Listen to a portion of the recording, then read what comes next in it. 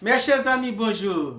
C'est encore Gerpi Lafaille, un de vos amis qui vous aime.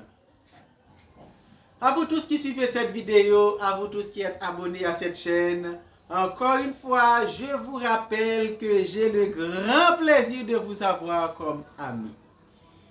Bienvenue à la 14e vidéo où nous partageons ce sujet, nous et notre vie sur Terre. N'est-ce pas important de discuter sur ce sujet? N'est-ce pas important d'en parler? Nous vivons sur la terre. Nous n'avons qu'une vie sur la terre. Une vie passagère. Nous devons profiter pour la bien vivre et préparer ce qui va arriver après cette vie. Il est important de discuter sur la vie sur terre. Dans la vidéo précédente, on avait vu que le royaume des cieux commence à influencer les hommes sur la terre à partir de Jésus-Christ. C'est Jésus qui a résolu le problème de l'homme sur la terre. Le vrai problème de l'homme sur la terre, ce n'est pas un problème de ressources. Ce n'est pas vraiment le problème de manque de coopération. Le vrai problème de l'homme sur la terre, ce n'est pas un problème de satisfaction de besoins. Ce n'est pas un problème d'incapacité, mais c'est tout simplement un problème de péché. C'est un péché qui a été commis sur la planète et qui a détérioré la planète. Un péché a été commis en Éden. Et c'est ce péché qui détruit, qui gangrène toutes les sociétés humaines. C'est ce péché qui introduit la race humaine dans toutes ces situations difficiles, dans toutes ces situations de souffrance. C'est un péché qui détériore la vie de l'homme sur la terre. Parce que ce péché nous a séparés de Dieu, alors que le paradis de l'homme, c'est la présence de Dieu. La vie abondante, la vie de sa plus grande satisfaction, c'est la présence de Dieu. Et l'absence de Dieu, c'est l'enfer. L'absence de Dieu, c'est l'insatisfaction. L'absence de Dieu, c'est le vide intérieur. L'absence de Dieu, c'est le manque de grâce et de bénédiction qui permet, qui favorise la vie sur la terre. Ce péché nous a séparés de Dieu, et bien ce péché nous a séparés de la vie dans sa vraie définition. Maintenant, Jésus est venu pour résoudre ce problème de péché. Jésus est venu pour ôter ce péché.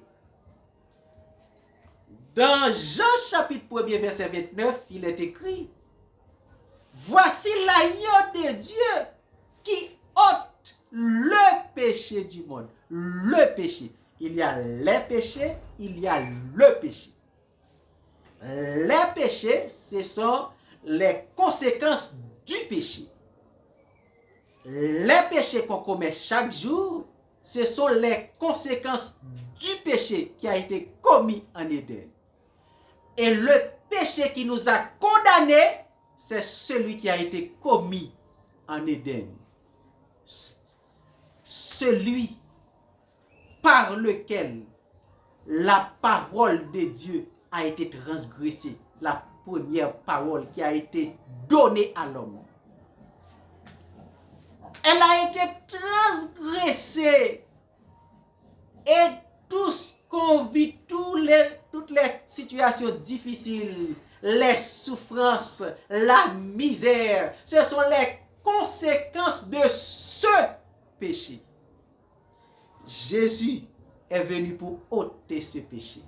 Et puisque Jésus est venu pour ôter ce péché, il y a possibilité pour que chaque humain se réconcilie avec Dieu, pour que chaque humain jouisse à nouveau la présence de Dieu. Il y a possibilité pour que chaque humain fasse partie à nouveau du royaume des cieux. Eh bien, Jésus a lancé l'appel dans Matthieu 11, verset 28. Venez à moi, vous tous qui êtes fatigués et chargés, je vous donnerai du repos. Et dans Matthieu, chapitre 28 et verset 19, il a donné cette ordonnance à tous ses disciples jusqu'à aujourd'hui. Allez, faites de toutes les nations des disciples et baptisez-les au nom du Père, du Fils et du Saint-Esprit.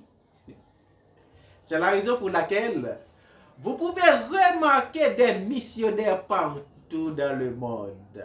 Et chacun de vous reçoit au moins une fois un missionnaire qui est venu vers vous pour vous proposer d'échanger de royaume, pour vous dire, vous devez quitter le royaume des ténèbres pour rentrer dans le royaume des cieux. Parce que dans le royaume des ténèbres, il n'y a pas seulement question de qualité de vie sur la terre, mais aussi il y a question de la finalité. La finalité de ce royaume, c'est l'enfer.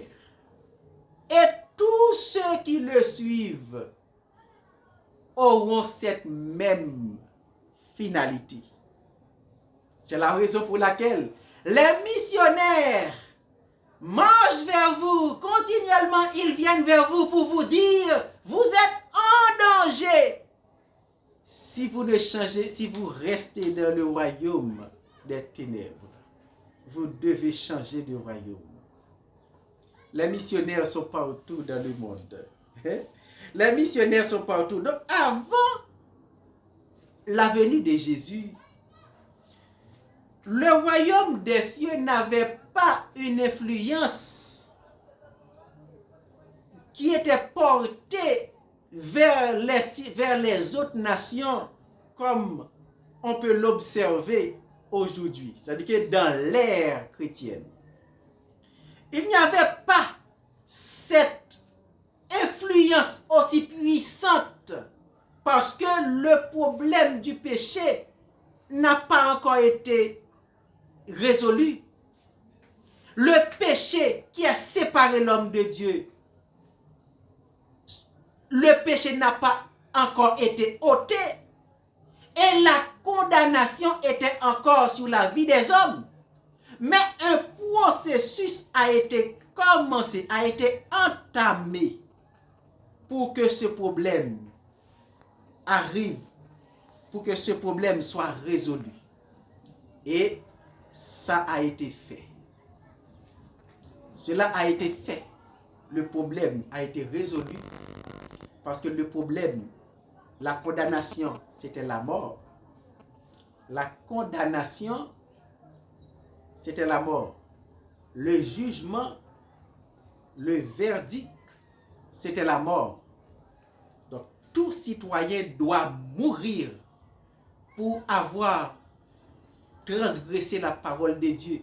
C'est ce qui a été prononcé comme sentence, comme sanction de la déclaration. Mais Jésus est venu et la mort a été faite, la peine a été purgée, la condamnation a été expiée et vous êtes encore vivant. C'est merveilleux. C'est merveilleux. La mort a été faite, il n'y a plus de condamnation. Si la sanction c'est la mort, et la mort a été faite, il n'y a plus de sanction, il n'y a plus de condamnation, et vous êtes encore vivant, alors vous êtes capable de réconcilier avec Dieu. C'est merveilleux. C'est merveilleux. Eh bien, Jésus a résolu ce problème. Et c'est la raison pour laquelle, avant sa venue, il n'y avait pas de missionnaire qui faisait ce travail d'évangélisation pour conseiller aux gens de changer de royaume. Mais Israël, il y avait un peuple qui appartenait à Dieu. Ce peuple a été construit à partir d'une promesse que bon Dieu a faite à Abraham, un serviteur qu'il a appelé. Et à partir de cette promesse, il avait une nation qui lui appartenait. Et c'est dans cette nation le sauveur devait venir. Maintenant, le problème est résolu. Le problème du péché est résolu. Tout le monde, chaque citoyen de la terre peut changer de royaume. Mais pourtant, on peut l'observer. Les habitants, la majorité des habitants de la terre ont une préférence pour le royaume des ténèbres. Ils ont une préférence pour la culture des ténèbres. Alors que la culture des ténèbres, c'est une culture qui ne rassemble pas les gens, c'est une culture qui n'encourage pas le vivre ensemble, c'est une culture qui divise les gens et qui produit des conditions de vie difficiles et compliquées sur la terre, alors que la majorité des gens sur la terre préfèrent cette culture.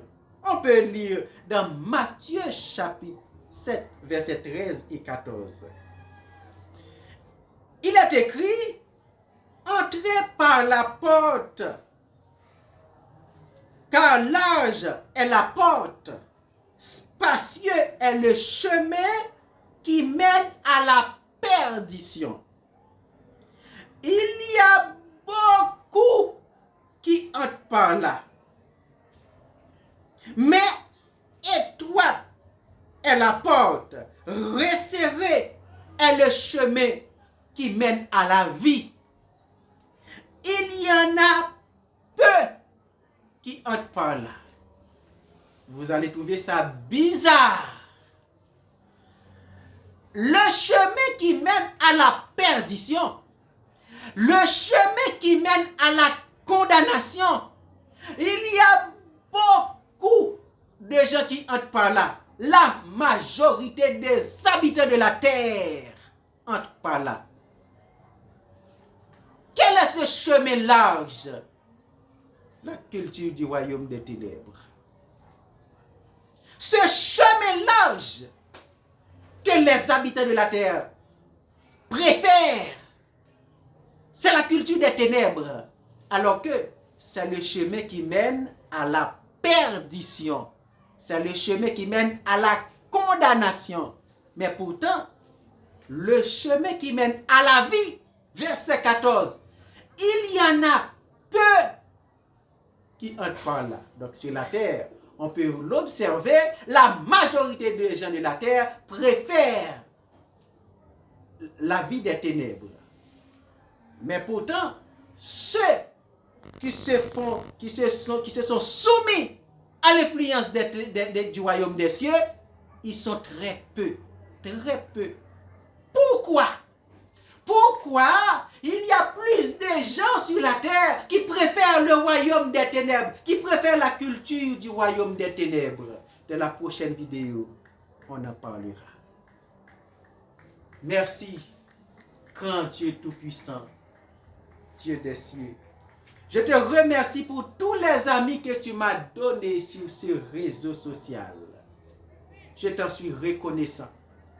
Et je prie pour chacun d'eux afin qu'ils prennent de bonnes décisions pour leur vie. Des décisions où ils puissent jouir ta vie, la vie abondante. Accorde ta grâce pour que toutes les paroles que nous partageons puissent servir en conséquence, afin qu'ils prennent de bonnes décisions. Au nom de Jésus, je te prie. Amen. Abonnez à la chaîne pour ne pas rater la prochaine vidéo. Ajoutez un like. Dans vos commentaires, faites-nous part de vos appréciations, de vos suggestions ou de vos questions. Et partagez la vidéo à vos proches pour les inviter à y participer. Et je vous dis que Dieu vous bénisse. À la prochaine.